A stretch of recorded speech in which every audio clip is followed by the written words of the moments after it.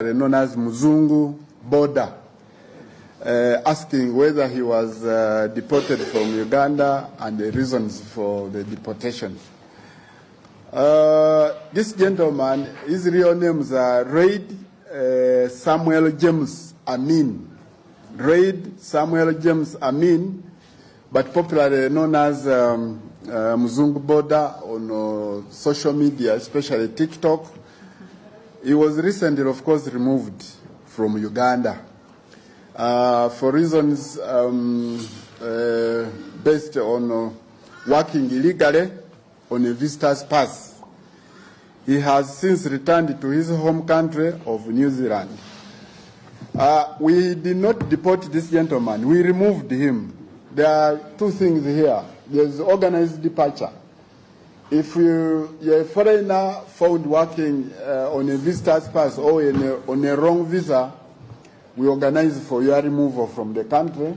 And if you acquire the necessary papers that allow you to work, then you're allowed to come back into the country, which is different from deportation.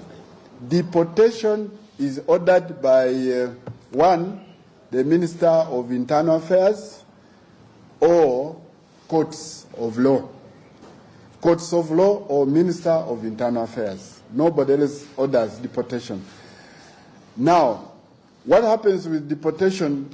The individual is not allowed to return to the country whatsoever.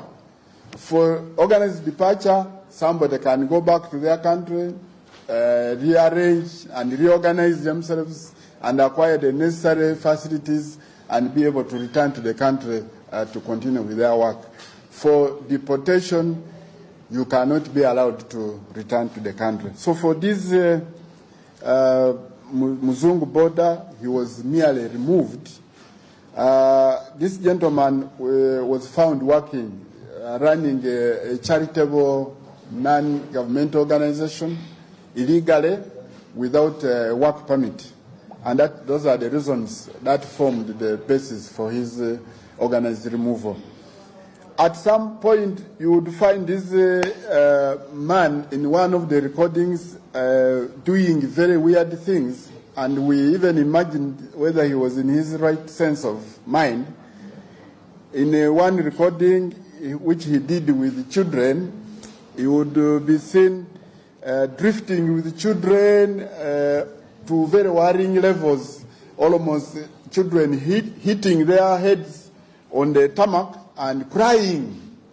Children are seen crying while he was laughing.